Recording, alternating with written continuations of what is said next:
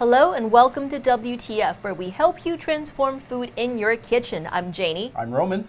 And on this channel, we talk about unique ingredients, techniques, and show you new recipes for your kitchen. Now today, we are going to continue on our dry aging series because we've been going nuts dry aging here. Yep. And someone said, hey, why don't you guys do pork? And we're like, I don't know, why didn't we do pork? I know, yeah, good idea actually. So we immediately started dry aging some pork, and so today we wanted to show you the results of what happens when you dry age pork chops in an Umai bag. Now you might be wondering, why are you so excited about dry aging? And it's because it makes everything it touches so far that we've done absolutely delicious. So far. Yeah, and so we're excited to kind of expand the possibilities of dry aging at home through different types of proteins. And we've done steaks, roast, fish, chicken, and now we're doing pork. And if you're like, what's the big deal? It's because traditionally you can't do this at home. This is like you need a walk-in fridge, you need a dry aging chamber. You cannot do this in your own refrigerator, and now you can. So, I don't know, we're excited about it. I think it's a big deal. Yeah. And it's always fun to do new things. And today we're doing pork chops, and we have not actually opened these and tasted them. So we're kind of reviewing this live on camera for the very first time. I hope they're good. Yes. All right. Roman, tell us a little bit about the pork and how long you've been dry aging them for, and kind of your initial impressions, if you will. Yeah, well, so I got these pork chops down at the local Whole Foods, and we've been dry aging it, as you can see here, for almost about a month, which is about standard for something that's not beef. Like, you know, beef you can dry age for extended amounts of time. I've never dry aged pork, you know, even though we've done various other things. So, you know, a month is probably good for me. Okay. I think just from the looks of it and the feel of it, it doesn't feel like the meat itself is too dried out, as you know normally would happen when you're dry aging beef, and so you know you have to cut the pellicle. But I'm not sure if we're gonna have to cut that much off of this. I'm excited to break this open to see if that is the case, because if that is the case and we don't have to cut that much off of it, it's not a lot of loss, which is great. Because one of the big things about dry aging is it does form that really hard pellicle on the outside, and you do have to cut that off before you can cook it. So, you know, I'm kind of excited to see if we don't lose much of this meat, because it's not a lot to begin with. Cool. All right, we're going to put it through the smell test, the obviously pokey test, and then, of course, the taste test. All right, let's do it.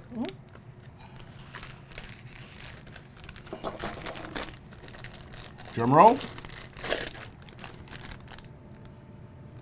It smells totally fine. Smells fine to me. All right, let's get it out of the package and look at that. All right, pokey. Yeah, definitely not a lot of pellicle. Definitely not a lot of pellicle. There is some here you can see, and some up here, but not too much. I think a lot of this is going to be salvageable. All right, so in order to do our taste test, we're just going to do a straightforward sear in the pan with it. Do you think we should sear with the pellicle or try to cut a little bit off? Why don't we do this?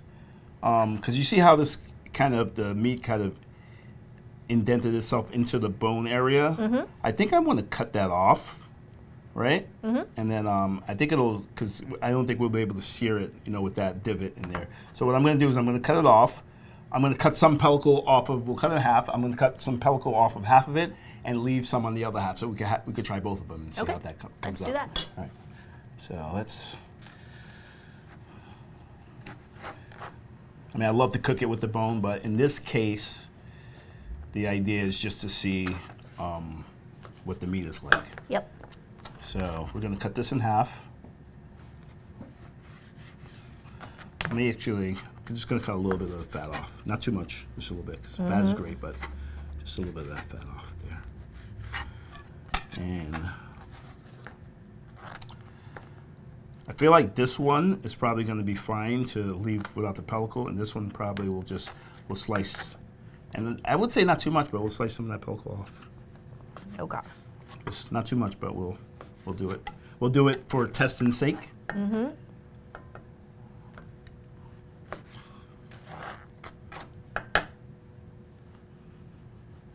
Yeah, that's like soft. I don't even want to cut that off. Right. So this one, we took most of the pellicle off of that, and that one we're going to leave that pellicle on there. All right. Cool. So let's get this revved up. So we're going to go medium high. Get some oil in there. And I'm kind of iffy if we should season or not, because I don't want to adulterate it too much. I kind of want to taste it as is. So how about just like a sprinkle light of sprinkle? salt? Okay. Because we sprinkled a little salt on the chicken, right? When we Yeah, did the we chicken. did. We did. So we we put a definitely little did. bit of salt on Okay, everything. so let's go a little bit of salt. Yeah. I mean, I do feel like dousing this thing in salt right now, but I don't want to lose. I don't want to lose what we're looking for. Also. So because we haven't tasted this, as Roman's gearing this up to sear, we've been kind of hypothesizing about what we think it's going to taste like. Yeah. And I think, so we've done the fish and we've done the chicken, we've done beef, obviously. Yep. And I think it's going to be kind of like in between, like not as like blue cheesy and not as metallic-y as beef. I think it's going to be closer to the chicken. That's my guess. Okay, so when we were hypothesizing this earlier, I thought it would be more like the beef, like more blue cheesy. But when we broke it open and I got that first whiff of it, I kind of backed off on that a little bit. So I think it's going to be. So I'm going to change what I said earlier. I'm going to renege on this, and I'm going to go back. I think it's going to be a little bit closer to the chicken and not as much as the beef flavor as I originally had thought. So I already lost this one. So, okay. Unless it's like totally beefy, you're like, haha. Did I win? All right, so let's get both of them in there. So this one is the one with most of the pellicle cut off, and then this one is not. That one right there. Okay, I will blast that. All right, and we're back and we're ready to taste these dry-aged pork chops. But first, I do want to remind you to subscribe, ring the bell, hit the notification button, and leave us some comments on what you would like to see us work on here in the test kitchen, because it's really important that we know what you want so we can keep giving you the content and recipes that you're looking for. All right, so I'm really interested in kind of seeing what this tastes like because it is super, super dry and crispy on the top. Yep. Almost like you're like cooking up a skin. Yeah. Okay. It's like this is amazing. All right, so this is pellicle. That's non-pellicle. Okay. All right, so let's slice them up. All right, taste test time. All right, which ones are the pellicles? Pellicles in front, non-pellicles in back. I'm going to start with pellicle, which means too. the hard outside was kept on.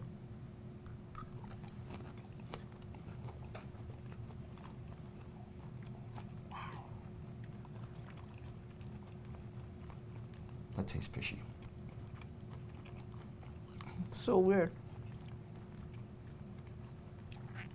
So I don't know if you heard what Roman was just saying, but this pork tastes like fish.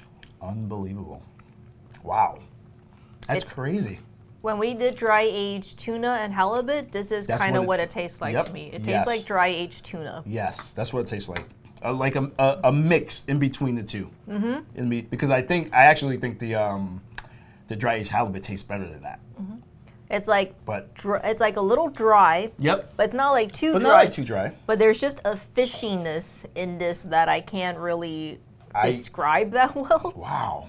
All right, we're gonna try this is the non-pellicle. Let's see if it's the pellicle that's maybe contributing. That could be. We're gonna try no pellicle.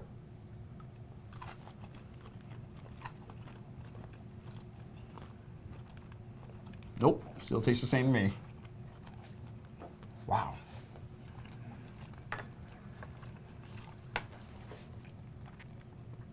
I wonder if it's because, as a lot of these dry-aged proteins, as they get older, they start gaining that like metallic-ness in the back of the throat. That's a great point. I didn't think about that. Yeah, that's what we typically get from fish. Yep. And I wonder if that's what it is because the meat itself is so mild. Yeah.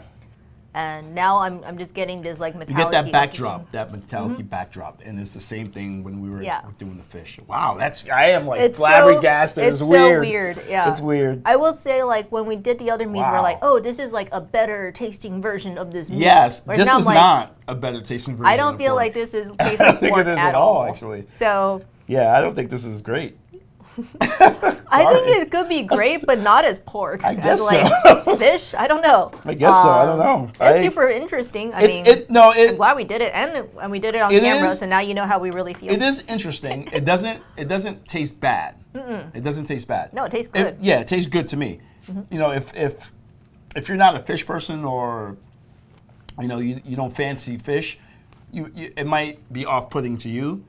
I like fish, so it's not. But that taste to me is significant. It does have that metallic-y backdrop at the end there at the finish, and it definitely gives that off to me. Yeah. Totally, 100%. But it's not bad. Yeah, and what we're typically looking for is we're looking for the dry aging process to elevate the food. So in this case, I think it transformed it, but I don't feel like it elevated it. So I would say I still love the umai bags for beef, fish, chicken, but not for pork. Not for pork. No. Yeah.